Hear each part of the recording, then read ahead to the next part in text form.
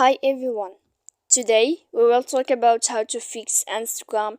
Please wait a few minutes. To know how to fix Instagram, please wait a few minutes. You should just go to settings like this. You will click. After that, in this page, you will go to apps here, default apps, app settings. When you will see this list, you will go down to find the application of Instagram here.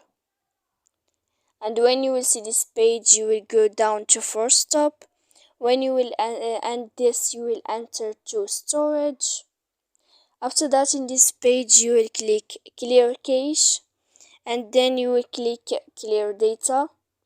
And after all that, you can update your application. So please don't forget to support us by like and subscribe. See you next time in another video.